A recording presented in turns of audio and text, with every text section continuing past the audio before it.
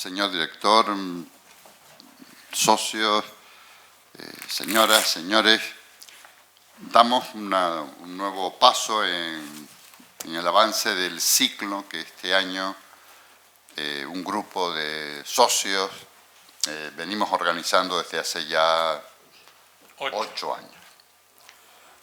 En esta ocasión, en este año, hemos titulado el ciclo Una mirada a la democracia. El ciclo siempre lleva como por supertítulo lo público. Y este año hemos pensado dedicarlo y lo vamos dedicando a una mirada a la democracia. Y habla hoy una persona, Fernando Fernández, médico, neurólogo, que ha desempeñado responsabilidades altísimas, ha sido presidente de nuestra comunidad autónoma, ha sido eurodiputado muchos años y es un referente de nuestra política, de la política canaria, yo diría algo más, ¿no? En el ámbito europeo fue un diputado destacado, muy comprometido, muy trabajador. Y yo quisiera aludir principalmente pues, a la ¿qué hace él aquí, qué hago yo aquí, ¿no? ¿Qué hacemos juntos, para ser más precisos, ¿no? Este ciclo, estos ciclos que venimos haciendo desde hace 8 años, pues nacieron, la idea de ellos nacieron en un encuentro casual que tuvimos Fernando Fernández y yo, que fuimos invitados a un instituto junto con 4, 5, 6 personas más, para hablar, ya no recuerdo bien de qué, pero ahí empezamos a hablar entre los dos y la necesidad de tener una visión más, quizás sea la palabra más precisa, sea más objetiva, más comprometida sobre lo público. Quizás esta palabra que con tanta insistencia estoy repitiendo yo, porque a lo largo de estos años la hemos repetido muchas veces, que es esta idea de lo público, el ámbito público donde nos encontramos, ¿no?, los seres humanos. Y de allí pues, surgió la idea de hacer un ciclo de conferencias. El primer año fueron 6 conferencias, en las que intervino Manuel Hermoso, Manuel Álvarez de la Rosa, José Luis Rivero, nosotros dos y un sexto conferenciante que era un joven muy ligado en aquel momento al movimiento que se estaba iniciando del 11 de marzo o de mayo. 15M. Ah, 15 de mayo o de marzo. Es que M... Tú estás con el mayo francés. Sí, bueno, pues vale, 15 de marzo. Que acabó convirtiéndose en lo que hoy todos conocemos como Podemos, al menos aquellos fueron los antecedentes, ¿no? Entonces, estoy recordando lo que hicimos hace 8 años porque creo que el espíritu que impregnó aquel ciclo corto, fueron 6 conferencias, se ha mantenido a lo largo del tiempo, que es oír a personas de opinión política, de ideología política, de pensamiento político muy diferente, pero que en cualquiera de esas intervenciones hay un compromiso por lo público, con lo público y también por el entendimiento, ¿no?, por la necesidad de escucharnos unos a otros, por intentar entender la razón del otro y me parece a mí que la máxima expresión de lo que estoy diciendo fue el logro de nuestra Constitución de 1978, cuando personas de origen político muy distinto, incluso algunos de ellos se habían enfrentado 40 años antes en una guerra civil, pues fueron capaces de superar las diferencias, entendiendo todos la necesidad de entenderse, de comprenderse y de concluir con un gran acuerdo nacional. Aquel gran acuerdo nacional que se plasmó en la Constitución, pues muchos de nosotros hoy pues lo echamos de menos, en el sentido de que qué bueno sería volver a alcanzar una situación en nuestro país donde, lógicamente, manteniendo cada uno su opinión, sus ideas, fuéramos capaces de concluir en algo que sí que nos una. Bueno, yo como voy a hablar dentro de una semana, en este ciclo tampoco voy a seguir hablando porque me da la impresión de que estoy sacando algunas de las ideas que pienso expresar. Bueno, pues después de tantos años, pues Manuel Hermoso, que veo que no ha podido llegar, José Luis Rivero, Manolo Álvarez de la Rosa, Fernando Fernández y yo, pues seguimos comprometidos con la económica, con el beneplácito siempre del señor director y de su junta directiva, en permitirnos que este sea un ciclo que hagamos nosotros y donde la directiva pues acepta, iba a decir resignadamente, no, sino acepta con naturalidad que esto sea así. Fernando Fernández nos va a hablar de la política en Canarias hoy. Hoy yo debo interpretar que no es hoy, 11 de noviembre, al día siguiente de las elecciones de ayer, porque seguramente no le ha acabado de dar tiempo de asimilar plenamente lo ocurrido ayer, que a todos que ha trastocado, ¿no?, de una forma importante el panorama político, originando un espacio político nuevo en nuestro país, ¿no?, una situación política nueva. Bueno, Fernando, gracias por hablar hoy y gracias por mantener firme tu compromiso inicial de sacar estos ciclos de entendimiento adelante.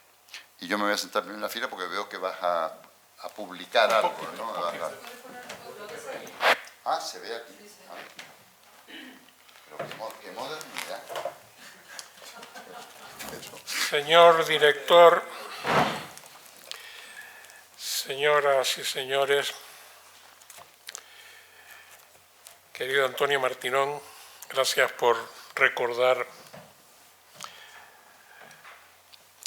Llevamos 8 ciclos y 7 años, porque un año tuvimos la desafortunada idea de hacer 2 y el único que ha salido mal fue el segundo de aquel año. Y efectivamente, como el profesor Martinón ha dicho, hablar hoy, 11 de noviembre, después de los resultados del 10N, tiene sus dificultades. Y ha cambiado en parte lo que pensaba decir. Lo fácil es decir que ayer han perdido todos, salvo Vox. Pero no lo diré. Han perdido unos más que otros y ha ganado Vox mucho más que el PP. La política canaria hoy, hacía 2 años que no intervenía en los ciclos estos, y cuando hacíamos el programa que estamos desarrollando en este trimestre último del año 19, mis amigos y compañeros tuvieron la desafortunada idea de proponerme que hable de la política en Canarias. Y yo me lo pensé, dije, déjenme pensarlo porque me pregunté y me sigo preguntando, ¿digo lo que debo decir? ¿Me callo lo que no debo decir? ¿O diré lo que pienso? Publiqué en medio de esa cena en la que me dijeron, hablas de la política, publiqué un par de artículos en la prensa y Manolo Álvarez me mandó un email diciendo, eso es lo que debes decir. Y efectivamente, eso entre otras cosas diré. Yo no sé cómo le doy para pasar a la tecla. A la flecha. Yo veo muchas flechas. ¿Y si le das aquí? Ah, bien. Bien. Sí, está bien así. Una exposición ortodoxa de lo que voy a hablar debería seguir este orden de mayor a menor importancia. Debería hablar primero del Estatuto de Autonomía de Canarias, que es nuestra Constitución autonómica, después del Parlamento y después de los partidos políticos. Pero después del 10N voy a invertir el orden y voy a hablar primero de los partidos, después hablaré del Parlamento y por último hablaré del Estatuto de Autonomía.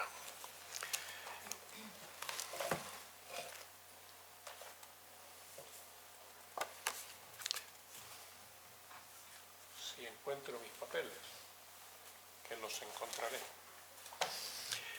Los partidos políticos, un partido político para ser tal, viene en los manuales de cualquier manual de ciencia política. Un partido político que se quiera ganador o que se quiera pervivir, que quiera sobrevivir, necesita un proyecto, es decir, una ideología, necesita una estructura y necesita un liderazgo.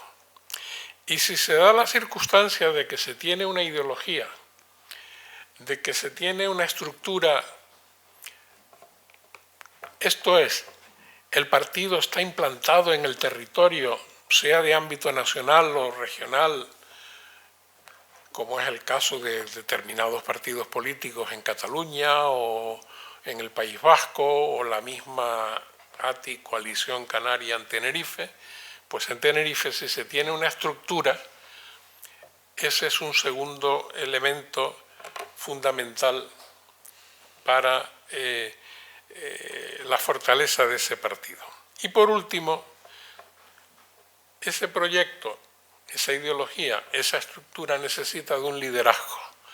Sin liderazgo no hay un partido que pueda aspirar a liderar la política de la sociedad en una comunidad autónoma o en una situación como España. El ejemplo muy fácil hoy es hablar de Ciudadanos, un partido que tenía un liderazgo, hiperliderazgo, un partido, según me ha manifestado algún militante, buen amigo mío que me acompañaba en el CDS hace ya tantos años, o el mismo CDS con Adolfo Suárez, por muy liderazgo que se tenga, si no se tiene una estructura y la ideología es una ideología confusa, termina como ha ocurrido con Ciudadanos, que tuvo un crecimiento espectacular, que se salió de su ámbito natural, que era Cataluña, que se autocalificó como liberal y centrista, pero pretendió gobernar con el PSOE y se presentó a una moción, a una investidura apoyando al Partido Socialista, que luego cambió y pretendió liderar a la derecha y vetó cualquier acuerdo con el PSOE, y el 11 de septiembre vuelve a dar un bandazo y dice que está dispuesto a llegar a acuerdos. Y el 11 de noviembre desaparece, hoy ha dimitido, y un partido sin estructura, sin liderazgo y sin ideología acabará por desaparecer o quedar reducido a su mínima expresión en Cataluña. Algo parecido ha ocurrido con Vox. Un partido que tiene una ideología, que tiene un liderazgo claro, pero que no tiene estructura.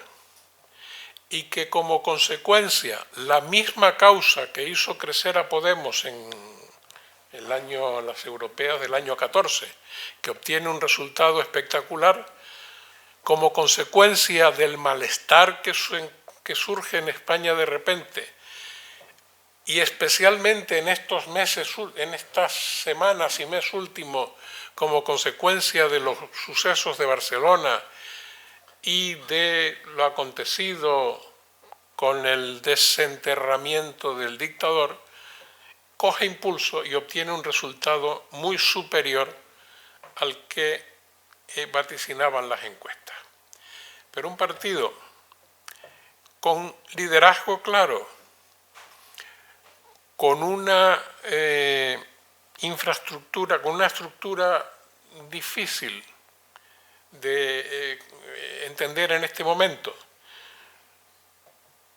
y con un proyecto que tampoco está muy claro, pues o completa lo que le falta, o su futuro podría ser,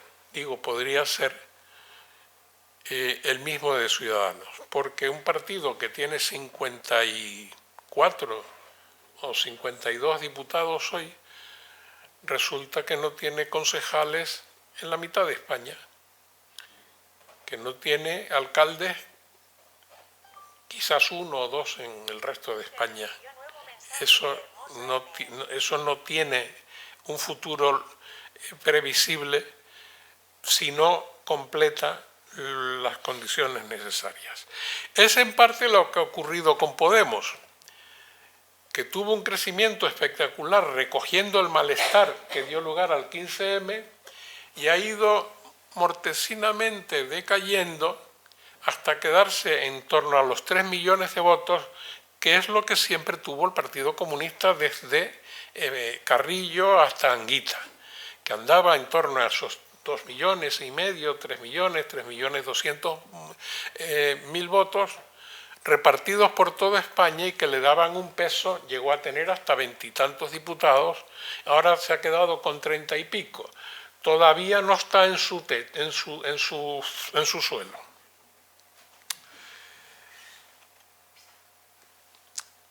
Cuestión distinta es el partido en la política canaria en la que me voy a centrar, es el Partido Socialista, Coalición Canaria y el Partido Popular. El PSOE en Canarias hoy y en España, me temo, carece de un liderazgo claro, tiene más bien un dirigente bastante autoritario, tiene una estructura que nadie cuestiona, está implantado en toda España, y tiene un proyecto por lo menos dudoso en algunos aspectos. A ver si lo aclaramos en estos últimos días, en estos próximos días. Pero no está claro cuál es su receta para abordar los problemas fundamentales que tiene España, que son dos. Uno, Cataluña, y otro, la economía. Eso se refleja en el PSOE canario.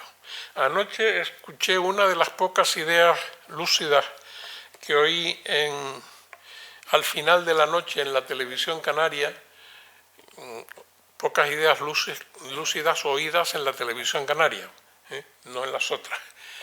Es que alguien de los 4 presentes dijo que el comportamiento de los partidos políticos en elecciones generales en Canarias, y sacó unos datos que yo creo que avalan lo que estaba diciendo, sacó unos datos que probaban que el comportamiento político de los partidos en Canarias en elecciones generales eran similares a los del resto de España, y que cuando el PSOE sube o el PSOE baja un poquito, como ocurrió ayer, el PSOE en Canarias sube o baja un poquito, como ocurrió ayer, cuando el PP sube o baja, aquí lo hace también, y cuando Vox sube mucho en España, aquí, en contra de todas las encuestas, obtiene 2 diputados.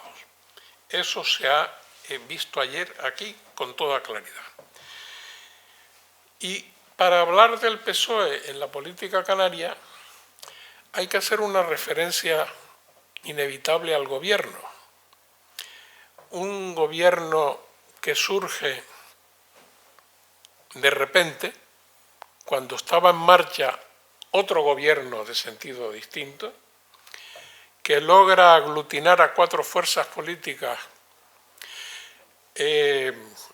claramente distintas, no en el caso Gomero, pero sí en el caso de Nueva Canarias y de, que es un partido nacionalista, ese sí, escorado a la izquierda, pero nacionalista, y de Podemos, con el que el PSOE a nivel nacional se ha negado hasta ahora a pactar de manera radical hasta llevarnos a unas elecciones.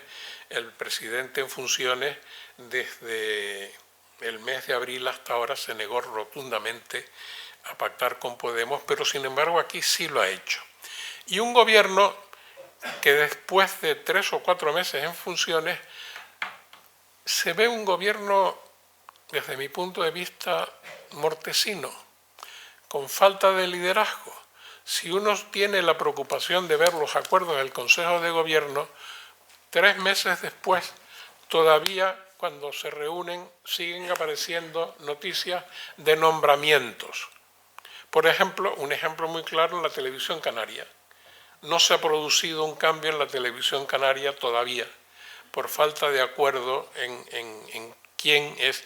Y luego, porque en el gobierno que preside el PSOE tiene incrustado como una piedra volcánica en el zapato, que es don Román Rodríguez.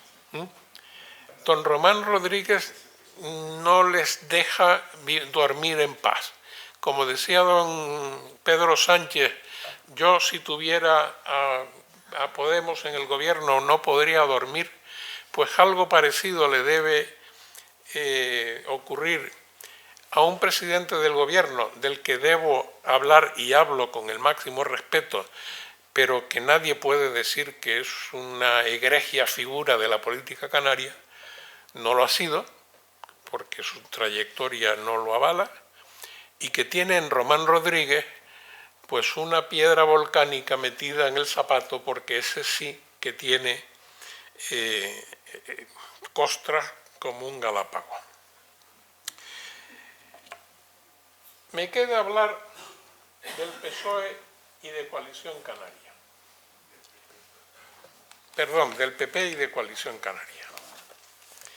Y voy a hablar del PP en primer lugar, para que no haya dudas.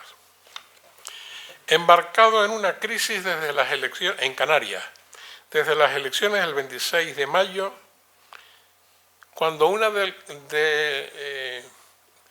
decisión de la Dirección Nacional disparatada, un tal Egea, su secretario general, por cierto, nacido en Cieza, y esta tarde acabo de mirar, me he buscado a ver cómo quedó el PP en Cieza.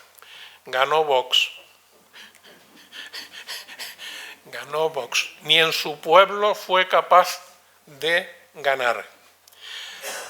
Pues un secretario general, ignorándolo todo de la política canaria y teniendo en la mano la posibilidad de formar un gobierno presidido por el PP, se desplaza aquí, acompañado de, no recuerdo el nombre, pero un señor que tampoco fue capaz de sacar su acta de diputada en Vitoria, donde el PP siempre tenía un diputado, y lo han hecho senador autonómico por Soria o por Segovia, ¿no?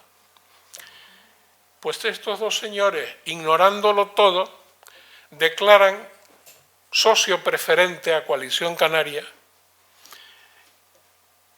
ignorando, como tantas cosas que ignoran, que allí donde hay partidos regionales fuertes, el PP no crece. En Cataluña, en el País Vasco y en Tenerife, el PP no crece porque hay partidos de ámbito local, de ámbito autonómico o insular, que impide que crezca.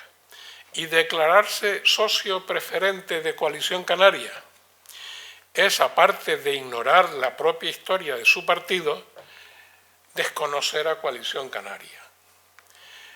Porque en el máximo de los despropósitos, para tratar de negociar un gobierno, se reúnen con Coalición Canaria, con los dirigentes de Coalición Canaria, en ausencia de la dirección regional del PP. Y negocian con la dirección de Coalición Canaria un pacto de gobierno en ausencia de la dirección regional del PP. Es que les falta hasta la educación, ¿no? Hasta un mínimo sentido de lo que se debe hacer. No se puede, yo me acordaba de experiencias del pasado, nunca Suárez habló con alguien en relación con pactos que los tuvimos, en donde no me llamara y me dijera, vente para acá, que vamos a hablar de este asunto. Es una cosa elemental. Bueno, pues ese es el PP al que han descabezado en la isla donde tuvo mejores resultados, donde tenía un senador hasta agosto, hasta abril, que lo perdió y lo volvió a perder, y donde tenía amplias mayorías en algunos municipios que ha perdido, por no decir que por primera vez en la historia desde Alianza Popular, el PP en las elecciones últimas sacó un diputado provincial, solo uno, cuando hubo momentos en que sacaba 4. Y en Las Palmas, donde siempre ganó, ahora está por debajo de Podemos. Es decir, no se pueden hacer las cosas peor por la dirección nacional del partido, descabezando a su partido. Yo no digo que Asier Antona fuera una lumbrera, pero era el líder del partido que había ganado con el 87% de los votos en unas elecciones primarias y al que de un plumazo lo destituyen, lo cambian por otra y le dicen, ahora te vienes de senador para Madrid. Y lo dejan alejado de donde hasta ahora y durante años había ejercido la política. Ese es el PP. ¿Y qué diría de Coalición Canaria? Yo creo que es el fenómeno más relevante que ha ocurrido en Canarias en los últimos tiempos, que es la pérdida del poder en todas las instituciones. Le quedan algunos ayuntamientos, pero ha perdido el Ayuntamiento de Santa Cruz, ha perdido el Cabildo de Tenerife, ha perdido el Cabildo de La Palma, ha perdido el Cabildo de Lanzarote, bien digo, y de Fuerteventura, ha perdido el gobierno autónomo.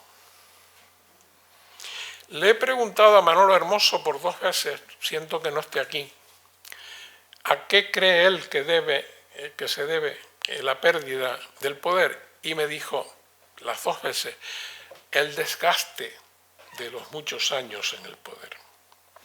Yo, por respeto al amigo, no lo he contradicho, pero me ha parecido que están equivocados. Coalición Canaria ha perdido el poder porque ha hecho mal muchas cosas. Y mientras no se den respuesta a las muchas cosas, como quiero ser preciso, voy a leer exactamente lo que escribí y fue publicado en la prensa en julio. ¿Qué ha hecho mal Coalición Canaria para que ocurra algo que parecía imposible hasta ahora? ¿Cuál es la razón que para que ningún partido político tenga como prioridad pactar con ellos? En la respuesta a estas preguntas está la razón del desastre que padece Coalición Canaria. ¿Qué han hecho mal y por qué nadie ha querido pactar con ellos? Han gobernado con prepotencia y arrogancia. Han roto casi todos sus pactos. No hablaré de mí, pero yo salí una noche de noviembre del 88 con un acuerdo para seguir en el gobierno. Salí del Hotel Mensei a las 2 de la mañana y a las 9 de la mañana del día siguiente votaron lo contrario. Me siguió Jerónimo Saavedra, al que siendo vicepresidente del presidente le presentaron una moción de censura. Siguió a Olarte, que con Mauricio fue el fundador de Coalición Canaria, y incluso con un acta notarial, en un acto muy olartiano. Fue a un notario a hacer un acta de que el próximo presidente sería él.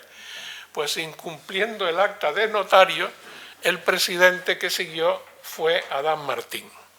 Y por no seguir, porque la lista sigue, lleguemos hasta el último gobierno, que gobiernan con el PSOE hasta que un buen día lo ponen en la calle y siguen gobernando solos. Es decir, no han respetado ningún acuerdo en el gobierno, se han quedado siempre solos. Han llegado a creerse sus propias mentiras. Con eso tan repetido de que son la voz de Canarias y a la vista del resultado de su gestión, porque han gobernado mal. Véase la situación de Canarias, a la cabeza de todos los indicadores negativos y en la cola de los buenos. Y véase cómo están nuestras carreteras, no solo en Tenerife, en La Palma, menos en La Gomera, en donde Casimiro Curvelo tiene las mejores carreteras del mundo mundial. El resto de las carreteras de Canarias están en un pésimo estado. Esas son las razones por las que Coalición Canaria ha perdido el poder. Tiene la estructura, la conserva, pero ahora están sin liderazgo. Entre sus traiciones, no olvidar las traiciones entre ellos, por ejemplo, Paulino Rivero, al que también descabalgaron de una manera que yo no voy a recordar. Es decir, eso ha formado parte de su modus operandi. Y esa es la causa de que al final se hayan encontrado solos y sin que nadie quiera pactar con ellos. Creo que ya he hablado bastante de los partidos, no me he dejado a ninguno, y hablaré algo del Parlamento. Un Parlamento que, según el Estatuto de Autonomía, ha ganado algunas competencias.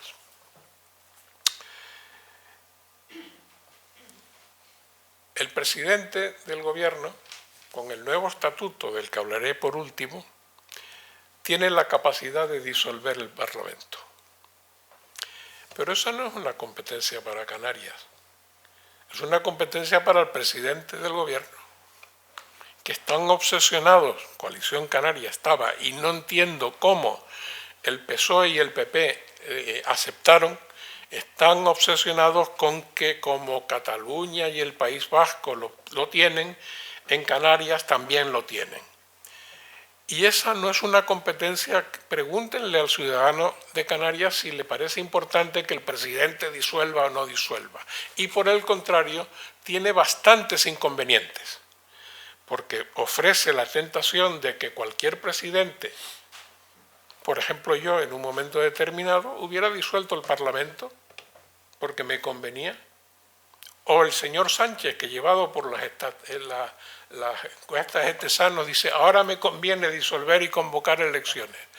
Tiene sus riesgos eso, pero no es una competencia del Parlamento. Aumentan a 70 diputados.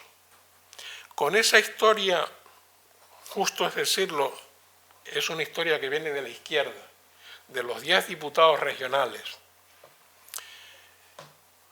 aumentan a 70 diputados, rompiendo con una triple paridad que hasta ahora había funcionado bien y que es evidente que hay que cambiar, que había que cambiar, porque cuando se aprobó el estatuto en el año 82 y en la reforma del 95, 96,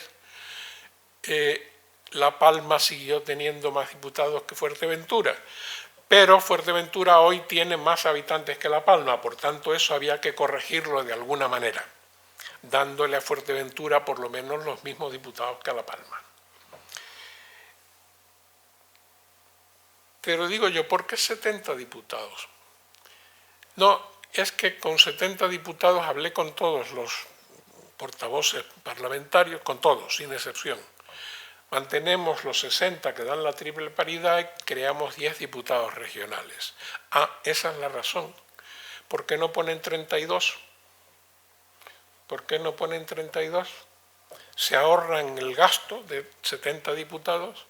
32 permite la triple paridad, 16 para Tenerife, 16 para Gran Canaria, 16 para las Islas Mayores, 16 para las menores, 16 para las orientales, 16 para las occidentales. Pongan 32 y aumenten esos 10 diputados de una lista regional y se quedan con 42 o 43 o 44, pero no a 70, que es algo que la opinión pública no pudo entender cuando se supo. Dijeron, no, tomaremos las medidas necesarias para que eso no suponga un aumento del gasto. No se ha vuelto a oír nada. Siguen trabajando lo mismo, de poco. Todos los 70 siguen trabajando en dedicación exclusiva. Todos siguen cobrando sus dietas. Todos cobran un salario que está entre los 3.000 y los 6.000 euros y trabajan 8 días al mes. 8 días al mes.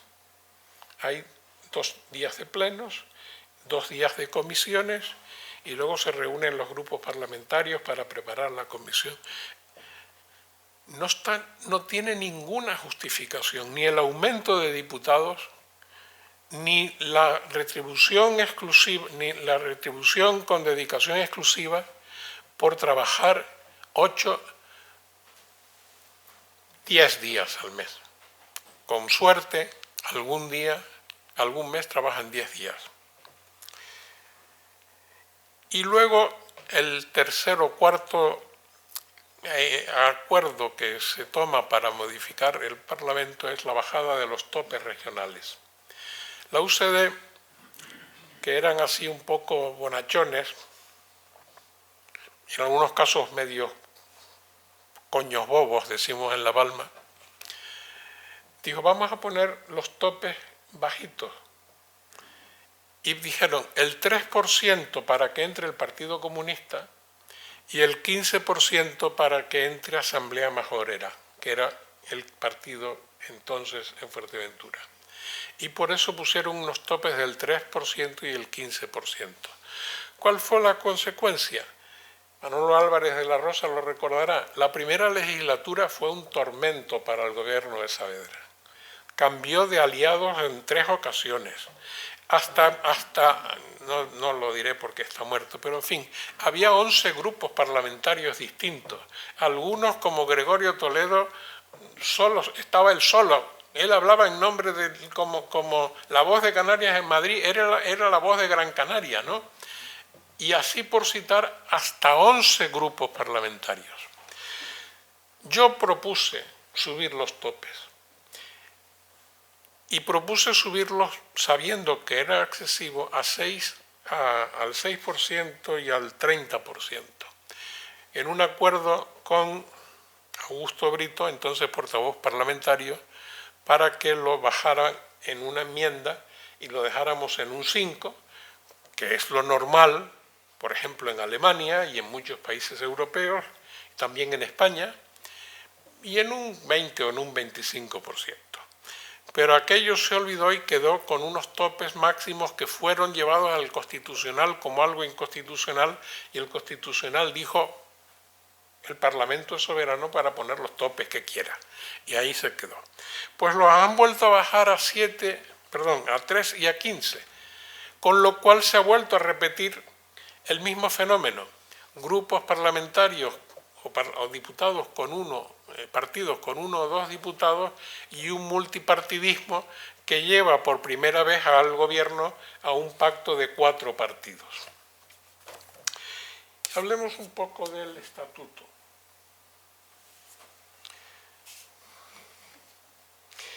Y dije, debo decir lo que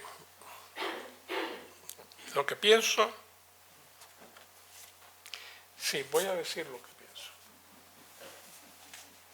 En el nuevo estatuto hay varios errores.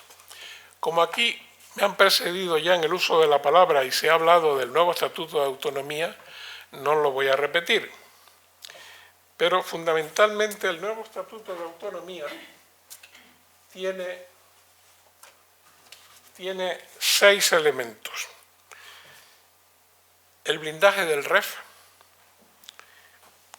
la eliminación del aforamiento, la reforma del sistema electoral al que ya he hecho referencia, la capacidad de disolver el Parlamento por el presidente, el reconocimiento de las aguas canarias, tema que está por ver cómo queda eso cuando esto llegue hasta las instancias internacionales que distinguen entre aguas de archipiélago y archipiélago.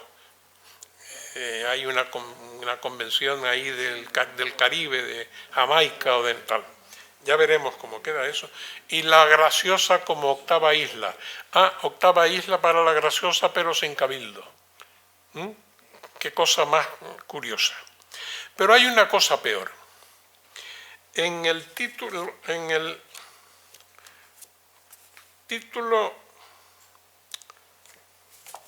3, cuando se habla del blindaje del REF, se hace alusión a la lejanía y a la ultraperiferia.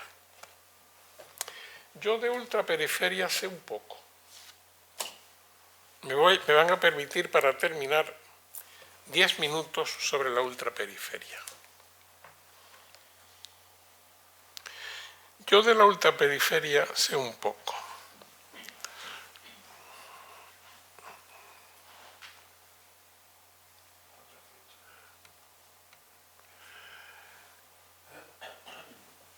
Eso fue publicado en La Provincia el 19 de agosto del 87. Yo había conocido al presidente de Azores, Mota Amaral, y al presidente de Madeira, Alberto João Jardim.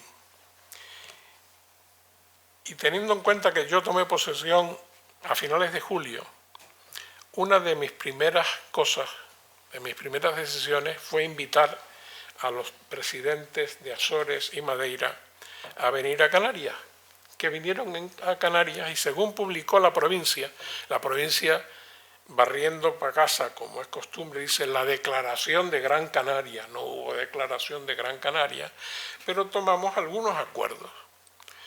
Algunos acuerdos como era coordinar y adoptar una estrategia común en relación con los problemas que tienen los 3 archipiélagos tras su integración en la Comunidad Económica Europea, y coincidiendo con la celebración de la sesión anual de la Conferencia de Regiones Insulares del Consejo de Europa, los 3 presidentes acuerdan reunirse de nuevo los próximos días 19 y 20 de noviembre en Bruselas para analizar exhaustivamente bla, bla, bla, bla, bla. En medio tuve esa reunión en Bruselas, que fue en octubre, con el presidente Delors, Jacques Delors, Carlos Westendorp, y aquí de espaldas está un señor al que Canarias le debe mucho, pero nos hemos olvidado, Giuseppe Ciavarini Azzi. a la sazón jefe del gabinete de Delors y desde ese día jefe del grupo interservicios para las regiones ultraperiféricas. Yo le expliqué a Delors los problemas que la integración de Canarias con el modelo que habíamos adoptado, aquel famoso protocolo 2, y que eso nos estaba creando problemas. Y cuando le expliqué el problema de los arbitrios insulares, se dirigió a Chavarini Azzi y le dijo: ese es el mismo problema de los octrois de mer, de unos impuestos que tiene Francia para sus regiones de ultramar. Sí, presidente. Y fue Delors quien me dijo: debería usted ponerse de acuerdo con los presidentes franceses de ultramar. Luego supe que Delors, su hija, Marine Delors, era secretaria de Estado para los departamentos de ultramar y que de alguna manera le era más cómodo que fuera yo quien tratara de defender a los departamentos de ultramar en Europa que su propia hija, a la que podría ser acusada de cierto nepotismo. De manera que fue Delors el que puso en marcha esa historia. Y la primera decisión que yo tomé después de esa reunión fue enviar este documento a los departamentos franceses de ultramar explicándoles cuál era la situación de Canarias y proponiéndoles una reunión en la que se hablara de un estatuto de autonomía con descentralización que nosotros ya teníamos, pero ellos no, que habláramos de la banana y el turismo. Estoy traduciendo y por eso digo banana en vez de plátano. Que se hablara de las especificidades fiscales y aduaneras y la búsqueda de un estatuto comunitario común para todas las ultraperiferias.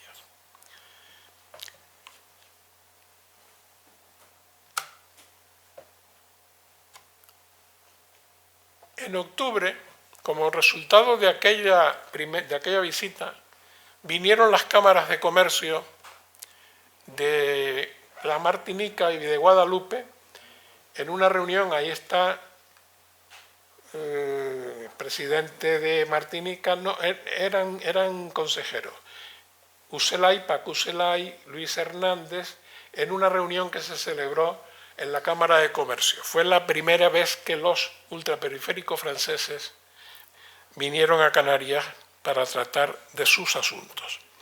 Y esa es la primera reunión en la que nos reunimos todos los ultraperiféricos en Funchal, en donde está Lagarde, hablo de izquierda a derecha, presidente de abajo de las Islas de Reunión, está Mota Amaral, Joao Jardín, está Otilí, el presidente de la Guadalupe, estoy yo, y está Camille Darcier, presidente de Martinica. Entre esta reunión y la anterior, fui a Martinica y fui a Guadalupe. Como iniciativa del Consejo Regional, llega mañana una delegación del Gobierno canario para constituir un frente común de cara a la Unión Europea. Aquí está, concluyó la cumbre de Martinica, dice F. Las regiones insulares de la Comunidad Económica Europea piden medidas para proteger sus economías.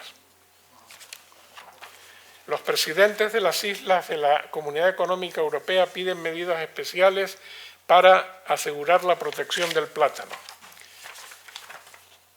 ¿Qué creen ustedes que se dijo en Canarias de aquel viaje? No les voy a cansar, pero aquí tengo un dossier. Aquí tengo un dossier completo.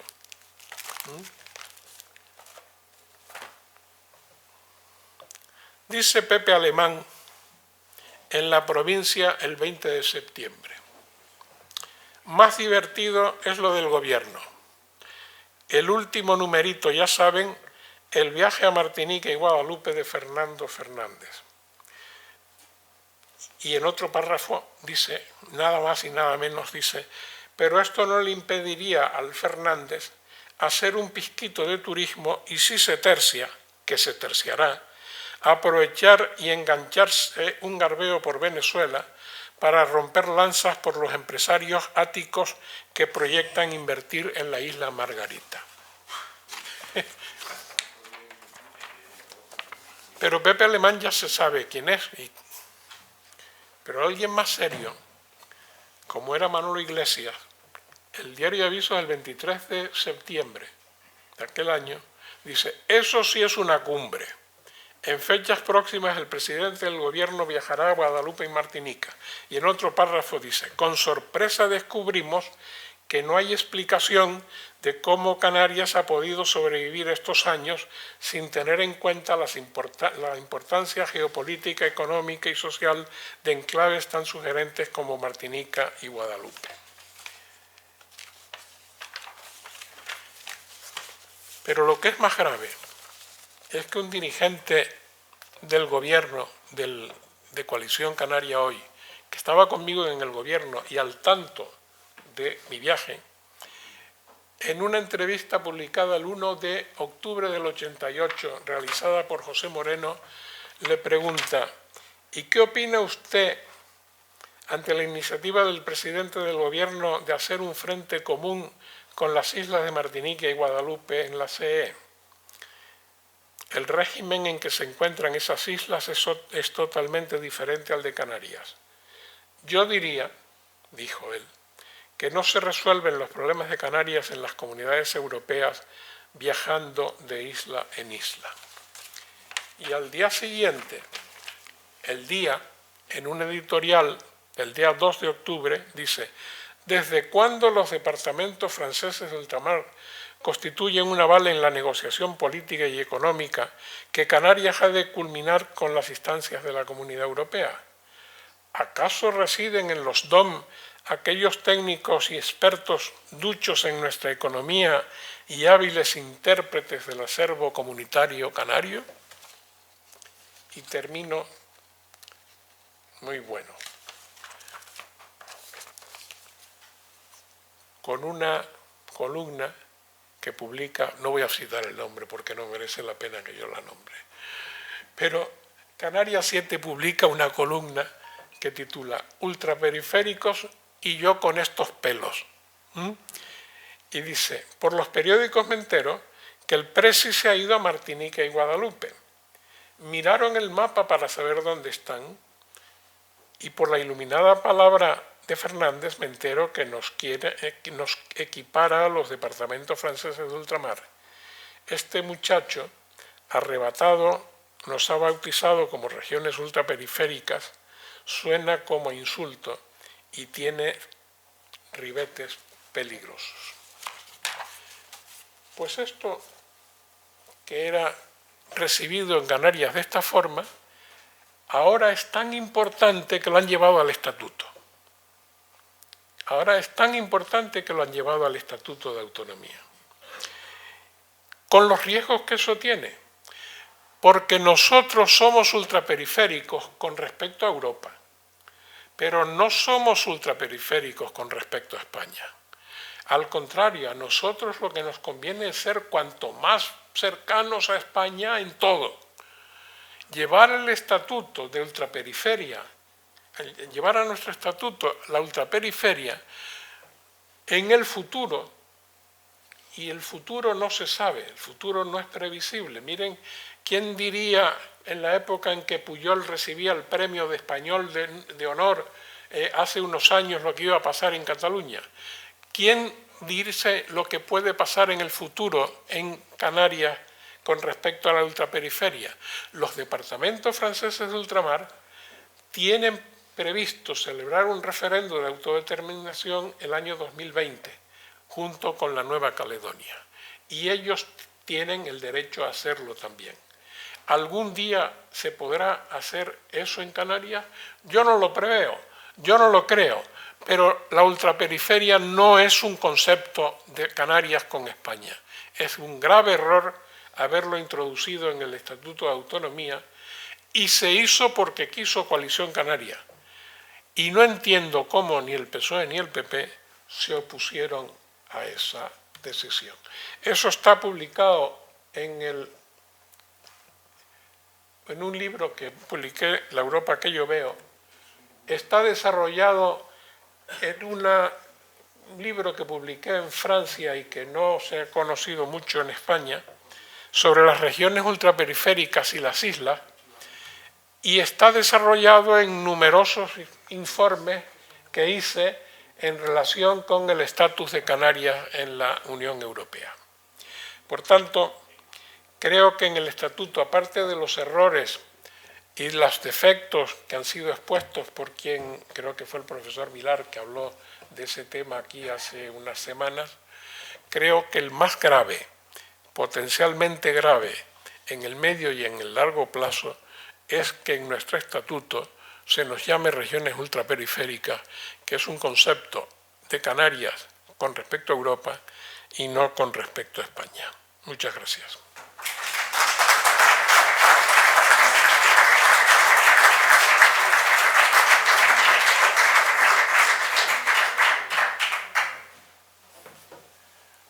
Muchas gracias, Fernando. Como es habitual en esta casa, en este ciclo en particular, pues abrimos un diálogo, un tiempo de preguntas, de comentarios, preferiblemente preguntas, y si es inevitable algún comentario por parte de alguien, pues que no sea demasiado largo, a ser posible. Bueno, yo desde luego no voy a hago un comentario. Yo creo que don Fernando ha sido claro, rotundo, ha expresado su opinión no siempre cariñosa, ¿no?, sobre los personajes de la política canaria, sobre los partidos y sobre el estatuto, y sobre, ya dado el testimonio directo suyo de su época de presidente y el nacimiento de la idea de Canarias como región ultraperiférica, junto con otras, claro. Perdón. ¿Cómo dijiste? Que no entendí. Dije varias cosas, Fernando. No es necesario tampoco entenderlo todo. Yo cuando doy clase, yo me conformo. Bueno, empecemos. Don Manuel Álvarez de la Rosa. Quizás un comentario, mejor un recuerdo. El tema de la ultraperiferia, a la que se debe desde luego a tu trabajo, lo peor es que desconocen la historia los que redactaron el estatuto, porque antes de que tú fueras presidente, debe haber sido el año 87, ¿te acuerdas del presidente de la Comisión de las Regiones de Europa? Un ciudadano que se parecía a Luis de Funès, no me acuerdo el nombre, ¿cómo? Pero, Silgui.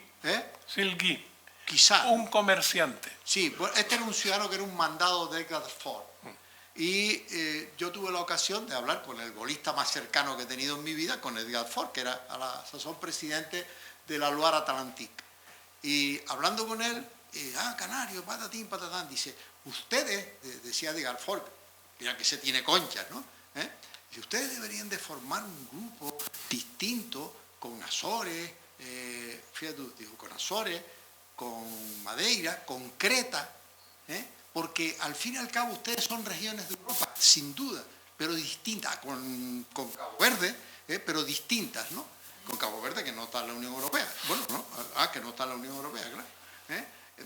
En el fondo, lo que quería decir es, ustedes son peculiares, pero peculiares para nosotros, para la Unión Europea. Para España vamos a ser peculiar. Nada más. Bueno. Nada que añadir, es así mismo. Silgui, que era un señor que en nombre de la Unión Europea, de la Comisión, en aquel tiempo organizaba reuniones, pero que eran un negociete.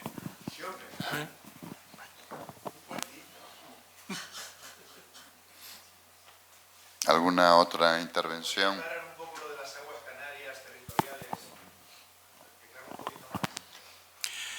Sí, yo no soy un experto en leyes y este tema me lo sabía muy bien, pero hace años que no lo leo. Una cosa son aguas archipelágicas y otra cosa son archipiélagos en aguas. Hay una convención en Montego Bay, en Jamaica, que regula ese tema. De manera que las aguas archipelágicas son las de un estado independiente, cuyas aguas son las que perimetran el conjunto de sus islas. En cambio, en las islas archipelágicas, las aguas son las que regulan, las que rodean a cada isla, a los vértices de cada isla, y no el mar interior. De tal manera que los barcos que van entre Tenerife y La Gomera pueden pasar por aguas que son internacionales y no por aguas canarias. Eso tiene una lógica desde el sentido común, el pensar que esas son nuestras aguas, pero tiene el inconveniente desde el punto de vista del derecho internacional que, estableciéndolo como establece el estatuto, es decir, que las aguas canarias son las que están dentro del perímetro que rodea al archipiélago, en el futuro podría ser una razón utilizada por alguien para decir nosotros somos un estado archipiélago, o podríamos ser un estado archipiélago. Don José Carlos Alberto quiere hablar, don Gaspar Sierra.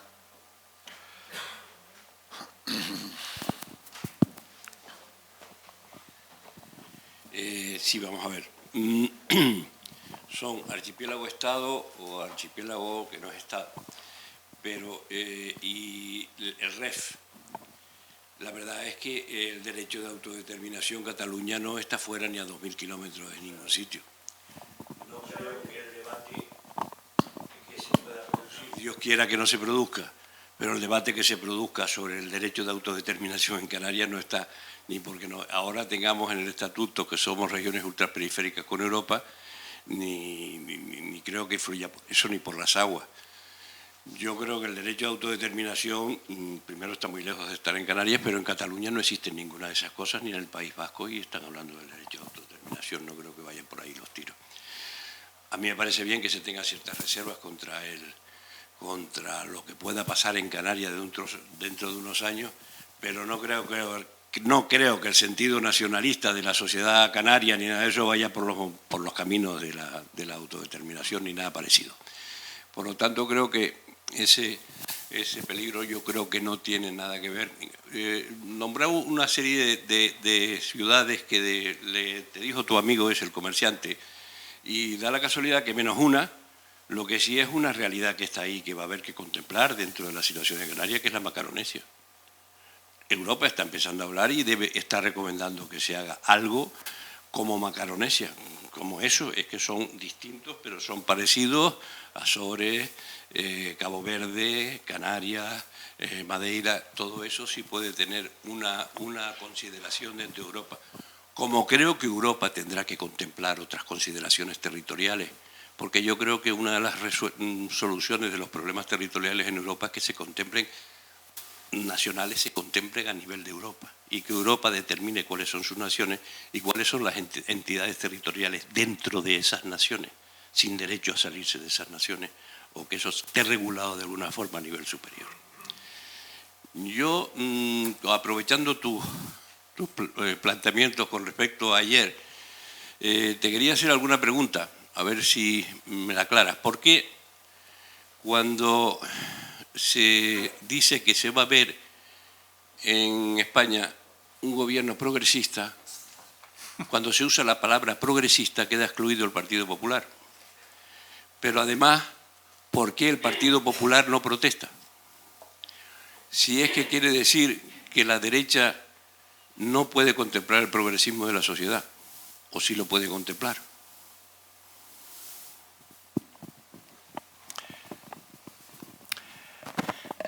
Bueno, para empezar, yo no soy afiliado al Partido Popular y no puedo hablar por el Partido Popular. Pero creo que hay dos razones en relación a tu pregunta.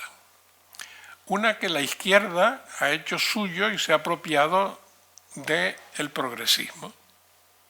De manera que ellos, con la mayor naturalidad del mundo, hablan de las fuerzas progresistas como si eso fuera una exclusiva cualidad de la izquierda. Y luego está otro elemento, que no es solo el problema de la izquierda, sino que algunos partidos populares europeos, que hasta Aznar no eran partidos populares europeos, eran partidos democristianos europeos, como en Alemania, y los conservadores británicos se llamaban conservadores. Ellos eran conservadores. Los británicos sigue siendo el Partido Conservador Británico. La Unión Social Cristiana Bávara, que es socio de la Merkel, de la Unión Demócrata Cristiana Alemana, si yo no he escuchado hablar a nadie con un lenguaje tan cercano al fascismo como la Unión Social Cristiana Bávara. Su lenguaje es un lenguaje de la ultraderecha y lo hacen sin complejos, no sienten complejos. Pero hasta la llegada del Partido Popular Español, que antes era Alianza Popular, y Aznar en el año 89 propuso el cambio de nombre en el Congreso de Sevilla, si no recuerdo mal, me lo recordará María Cristina, que estaba entonces por allí, para entrar en el Partido Democristiano, que era como se llamaba el grupo democristiano, pidió el cambio de nombre al de Partido Popular Europeo. Y por eso no protestan, porque en Europa son conservadores y progresistas, ¿no? En cuanto a lo del derecho a autodeterminación, yo no he dicho que esto sea un peligro para hoy, como he dicho que no era un peligro cuando a Pujol lo nombraron en los años 80 el español del año. 40 años después, Cataluña está pidiendo la independencia. Y lo que digo es que los ultraperiféricos franceses de ultramar, incluida la Caledonia, Nueva Caledonia, tienen reconocido en su estatuto como región ultraperiférica el derecho a la autodeterminación. Y que eso alguien alguna vez podría utilizarlo como el hecho de ser un archipiélago con aguas de Estado. Eso es. A ver, don Gaspar, ¿no le importa que, porque parece que don Manuel Álvarez de la Rosa quiere decir algo? Aclarar lo del convenio de Montego Bay. En Canarias, lo digo como si estuviera ahí el archipiélago. Las primeras competencias, que fueron competencias de pesca, eran en las líneas de base recta de cada isla. Entonces, al final ahora, dice, las aguas archipelágicas, un minuto, sin las 200 millas del derecho internacional, ¿para qué sirven que las tenga el gobierno de Canarias? ¿Qué funciones ejerce ahí? ¿Qué competencias ejerce? ¿O cree que el submarino que va a pasar por ahí le va a pedir permiso? Ninguna. ¿O el que pasa por el espacio aéreo, el avión tal le va a pedir? No, es para ejercer la pesca, para las líneas, las concesiones marítimo terrestres, marítimo petróleo, etcétera, etcétera. O sea, el problema es que se llenan la boca con expresiones que no saben bien de dónde viene y al final es el parto de los montes. Salió un ratón que es nada, la pesca. A ver, porque se nos empieza a pasar el tiempo. Don Gaspar Sierra. Voy a a insistir un poquito en lo que nuestro director expuso con respecto al tema que a él le dejó preocupado, y yo creo que igual lo estoy yo, con el tema de la autodeterminación, la posible autodeterminación que pueda venir recogida, digo que pueda venir porque yo no la he visto en el estatuto actual, el nuevo de Canarias, el Estatuto de Autonomía, porque si viene recogido, supongo que esa posibilidad de desarrollar esa posibilidad, valga la redundancia, de independencia, si pasó por la Cámara parlamentaria en Madrid y no fue filtrado jurídicamente ese estatuto, porque es que eso conlleva un peligro, gordísimo con la que está cayendo, ¿no? Yo realmente el estatuto no lo he leído completo, he leído algunas cosas porque he tenido discusiones en otros ámbitos desde el punto de vista de la política insular o política municipal, pero no de la estructura autonómica, periférica. ¿Viene recogido tasativamente así, Fernando, en el estatuto actual la posibilidad de acogernos? Porque es que si no a mí me deja preocupado. Don Fernando. No viene recogido, como no viene recogido en el Estatuto de Cataluña ni en el Estatuto del País Vasco. Solo que independentistas en Canarias, a verlos, haylos. Pocos, pero hay. Pocos, pero hay. Pocos, pero hay. Han tenido hasta algún concejal. Y, por ejemplo, las juventudes de Coalición Canaria tienen en su bandera las 7 estrellas verdes. 8. Que quieren poner ahora. Porque quieren poner la graciosa, pero sí, hasta ahora tienen 7. Sí. O sea que hoy por hoy ese no es un peligro que yo vea que se vaya a producir. Digo, como dijo aquel secretario de Estado, un secretario de Estado americano que fue secretario de Estado con los republicanos y los demócratas, me vendrá el nombre enseguida, que publicó un libro de 1000 páginas que yo lo primero que hice cuando llegué al gobierno es darle las memorias a cada uno de los consejeros, creo que ninguno lo leyó. Dijo, hacer política es adelantarse a los acontecimientos para evitar que estos se produzcan. Adelantarse a los problemas para evitar que los problemas se produzcan. Y esto es lo que no hemos hecho aquí. Es decir, aquí hemos establecido las bases de algo que hoy por hoy no es un problema, pero que dentro de algunos años podría serlo. Podría serlo. Bueno, ha quedado claro, Gaspar, que ni en el Estatuto de Autonomía de Canarias se reconoce ningún derecho a la autodeterminación, ni en ninguno de los otros 16 estatutos de autonomía, porque además en el artículo 2 de la Constitución española se habla de la indisoluble unidad de la nación española. O sea que, en fin. Bueno, quiere hablar, a ustedes no les importa, porque es que se nos va el tiempo, es que el director se enfada conmigo, porque antes de las 8:30 debemos irnos. Hay que cerrar las puertas a las 8:30, me han dicho, y las ventanas, ¿no? Hola. No, Manolo, ahora no, perdona. Manolo, luego te doy la palabra. Adelante. Buenas noches, José Manuel Pérez Maceda. Tengo el honor de haberle conocido en una comida en Hermigua no hace mucho tiempo y quedé muy impactado con sus conocimientos de la política canaria. Yo quisiera preguntarle una cosa. En esta España que unos dicen que es plurinacional, otros dicen que hablan de autonomía, otros... ¿Cómo encajaría el federalismo en esta España para solucionar los problemas que están planteando determinadas comunidades autónomas? Don Fernando. Buenas tardes, doctor Maceda, mi querido colega y amigo. En mi opinión, yo no soy constitucionalista, pero es lo que me dice el sentido común después de leer otros casos similares. España, de facto, es un Estado federal.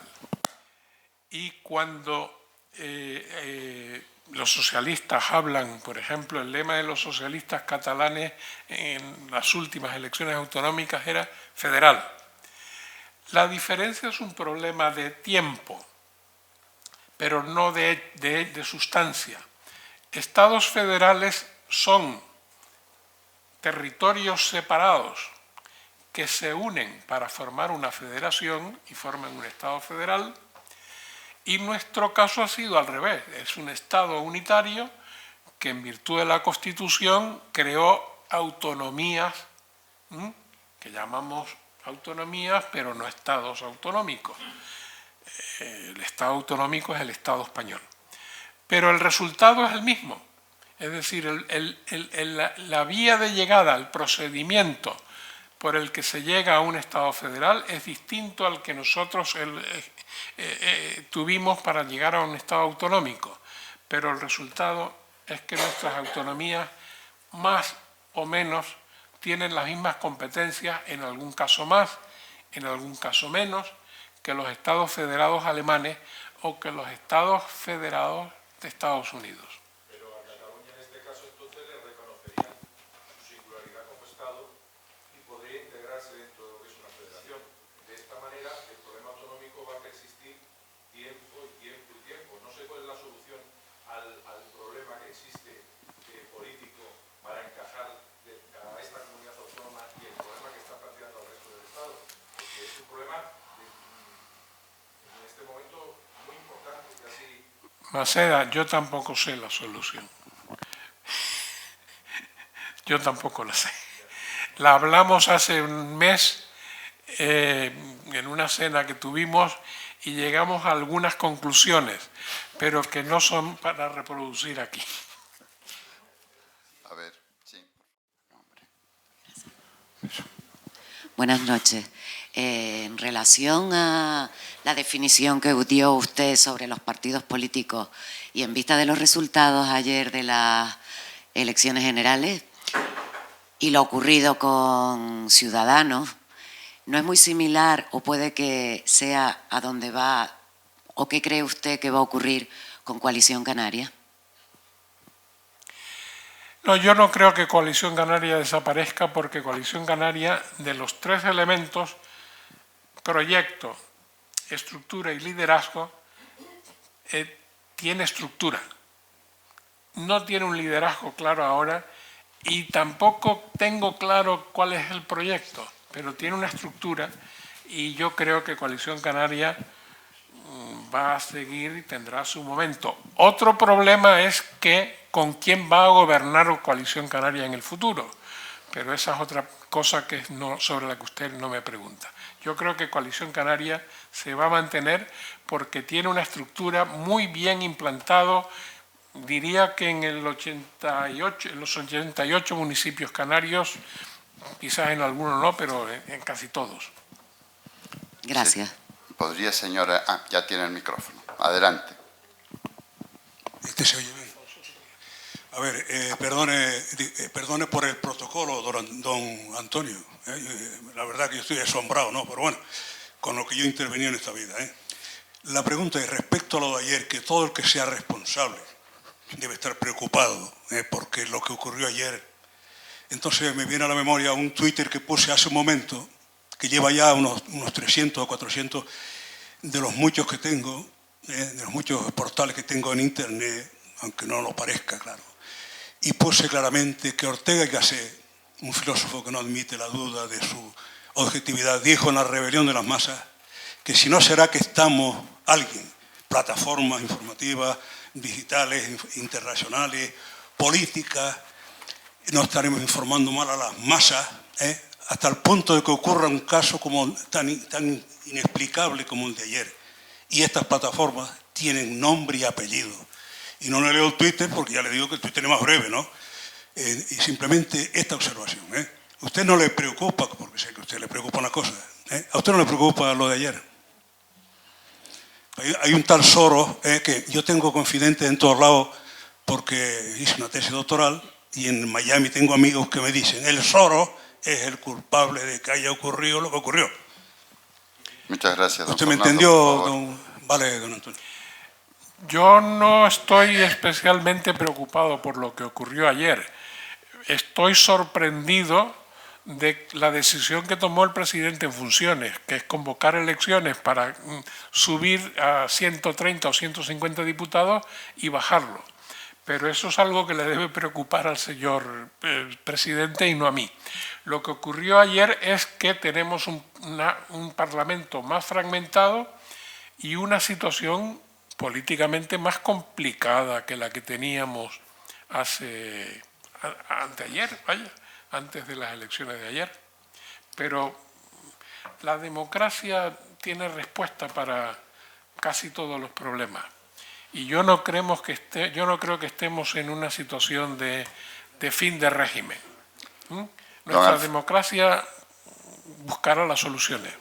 Don Alfonso Soriano quería hablar. Don Manuel Álvarez de la Rosa sí quiere hablar. Simplemente para tranquilidad voy a leer mínimamente y a interpretar ligeramente el artículo 3 y 4 del Estatuto, del vigente Estatuto de Autonomía. ¿Cómo funciona? Apretando el botón, Manuel. Sí, supongo, pero nunca se sabe cuál es. Ahora ya, mira. Dice, dada la lejanía, artículo 3, se titula Lejanía, insularidad y ultraperiferia. Dada la lejanía, la insularidad y la condición ultraperiférica de Canarias, reconocida por los tratados constitutivos de la Unión Europea, la Constitución y el presente Estatuto, o sea, realmente no es que esto sea un dechado de perfección a la hora de redactar, pero realmente está diciendo que la ultraperiferia es lo que nos viene de Europa. Una, dos. Respecto al ámbito espacial de la comunidad autónoma, habla de las aguas interiores.